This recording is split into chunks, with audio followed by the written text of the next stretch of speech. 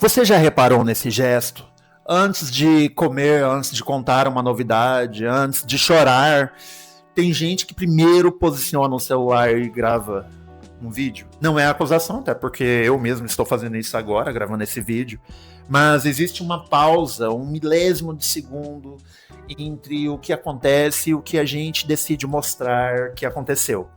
E é nessa pausa que eu quero passar os próximos minutos com você.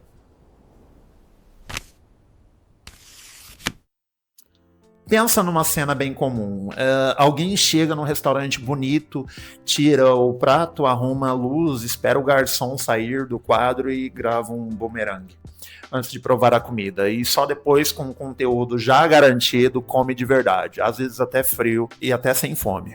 O que aconteceu ali primeiro? O jantar ou o registro do jantar? Essa pergunta parece boba, mas ela é literalmente o centro de um dos debates mais ferozes que o Brasil está tendo agora dentro do próprio mercado que vive disso, o mercado publicitário. Deixa eu te situar no que é fato, porque o barulho em torno disso é imenso e a informação concreta muito pouca.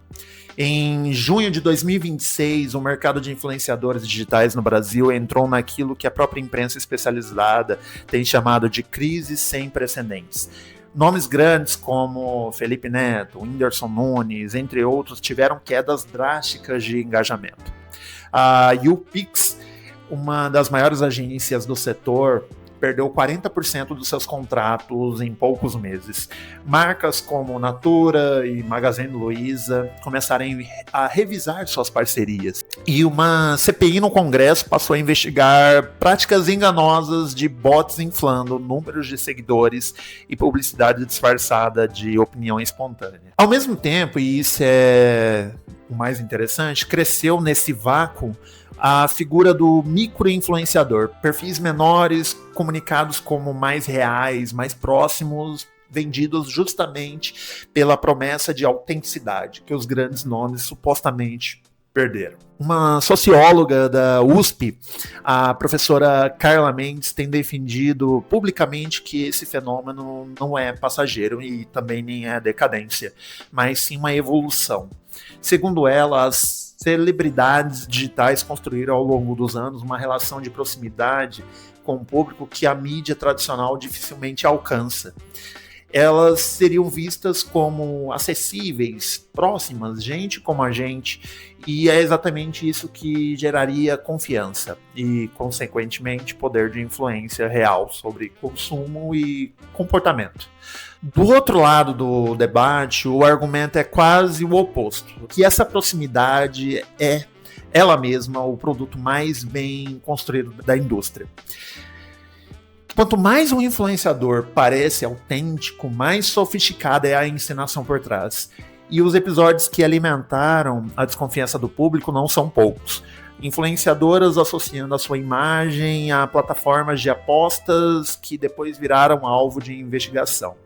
Uma ex-BBB expondo o custo de uma estrutura particular de fertilização para a filha, num país de desigualdade profunda, e sendo obrigada a se justificar publicamente depois da repercussão negativa. Então temos lado a lado duas leituras da mesma cena, uma que vê proximidade genuína, outra que vê performance cada vez mais refinada de proximidade. E a pergunta que fica no ar é: como saber de fora qual das duas está acontecendo? Se o próprio critério que usaríamos para decidir parecer autêntico é também um produto que está sendo vendido. Nos anos 60, um pensador francês, antes da internet, antes de rede social, até da televisão a cabo em algumas regiões do planeta, já descrevia algo parecido com uma precisão absurda. A tese dele era mais ou menos essa. Numa sociedade dominada pela produção de mercadorias, chega um ponto em que a própria vida social deixa de ser vivida diretamente e passa a ser representada. As relações entre pessoas que antes aconteciam de corpo presente, elas passam a ser mediadas por imagens. E o que importa deixa de ser o que você é e passa a ser o que você consegue fazer parecer que é. Ele resumia isso numa frase seca: tudo que antes era vivido diretamente tornou-se representação. E ele faz questão de dizer uma coisa que costuma escapar de quem cita essa ideia hoje. O espetáculo, para ele, não é um conjunto de imagens, é uma relação social entre pessoas mediada por imagens. Ou seja, não é sobre a rede social em si, é sobre o tipo de vínculo humano que ela reorganiza.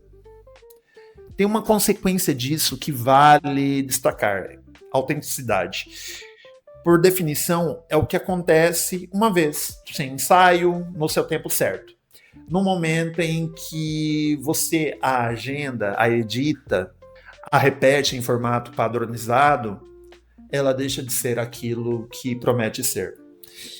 E ela vira a cópia de um instante que já não existe mais. Se você aplicar isso no jantar que eu descrevi lá no começo, a cena muda de figura completamente.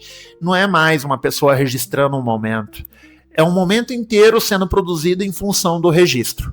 A comida existe, mas existe em segundo lugar. O vínculo ali não é entre quem janta e quem serve. É entre quem posta e quem depois vai validar aquilo com um like. E aí entra um segundo pensador, francês também, mas um pouco mais recente, que vai radicalizar essa ideia. Ele argumenta que, numa certa altura, a cópia deixa de remeter a qualquer coisa original. Ela se torna um simulacro, uma imagem que não imita mais nada real, que só remete a outras imagens, um círculo fechado. E o efeito mais perturbador disso é que a distinção entre o que é verdadeiro e o que é falso simplesmente deixa de fazer sentido operacional. Porque tudo, dos dois lados, é produzido do mesmo jeito, com as mesmas ferramentas, pelas mesmas lógicas de mercado.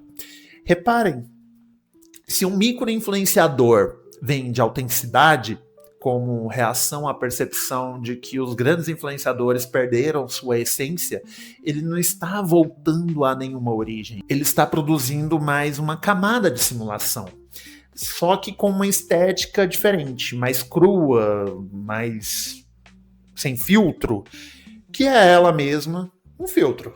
E isso não é caótico, tem uma lógica industrial.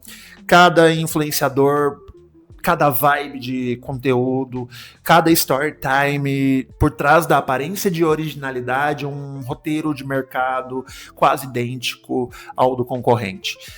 A mesma cadência, o mesmo arco emocional, a mesma estética espontânea calculada. A autenticidade desse sistema não é o oposto de um produto industrial. Ela é o produto industrial, com etiqueta de artesanal. Isso conecta diretamente com o vídeo que já fizemos aqui sobre como certas estruturas econômicas fabricam tipos de pessoa sem que a gente perceba o mecanismo por trás. E tem uma última inversão que eu não posso deixar de mencionar, porque ela vai explicar como a gente aceita esse jogo com tanta facilidade. Crescemos acreditando numa hierarquia meio óbvia. Ser vale mais do que parecer. Quem parece, mas não é chamado de impostor, de falso, de moralmente inferior. Só que essa hierarquia nunca foi natural. É uma convenção, um jogo de valores inventado que serve muito bem a quem tem interesse em que as coisas sejam avaliadas assim. E se você inverter essa lente, numa economia de atenção, parecer não é um degrau inferior de ser. Parecer é o próprio critério de existência social. Quem não aparece para efeito prático de mercado e de vínculo público, simplesmente não é. E visibilidade, hoje, converte-se em dinheiro, contrato, influência real sobre eleição, sobre consumo, sobre comportamento. Agora, é por isso que a crise do mercado de influenciadores em 2026 não é uma crise de mercado. É uma crise de legitimidade dentro de um sistema de valor que a própria plateia ajudou a construir, curtida por curtida, ano após ano.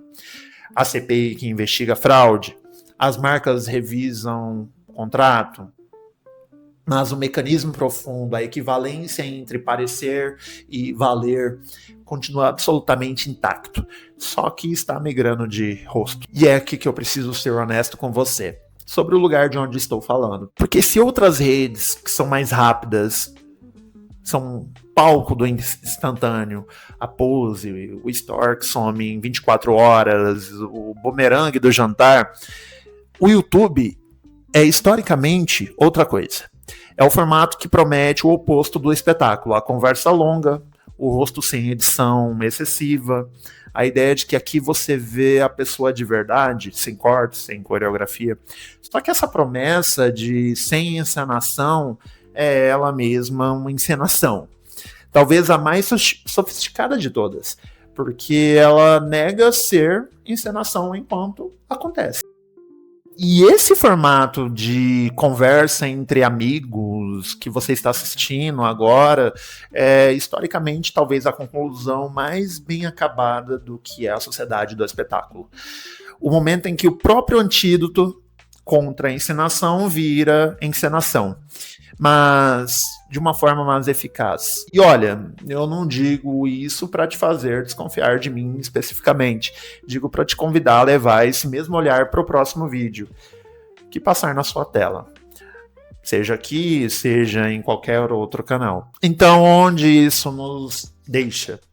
Numa cadeia que vai do jantar pousado ao boomerang, do boomerang ao influenciador autêntico, do influenciador ao micro-influenciador que promete recuperar a autenticidade perdida, e desse micro-influenciador de volta para mim aqui, prometendo a você uma conversa sem roteiro dentro de um roteiro. Não existe nessa cadeia um ponto de origem puro para se voltar. Não tem um antes da encenação para recuperar. O que existe são camadas de representação cada vez mais conscientes de si mesmas, cada uma se vendendo como a que finalmente é real. E aqui eu queria fechar te devolvendo a pergunta do jantar. Da próxima vez que você ou eu for posicionar o celular antes de viver alguma coisa, talvez a pergunta certa não seja isso é falso ou verdadeiro? Talvez a pergunta seja: quem exatamente esse gesto está alimentando? A memória de quem viveu ou a plateia de quem está assistindo? E se a resposta for cada vez mais a plateia, o que sobra de fato para quem vive?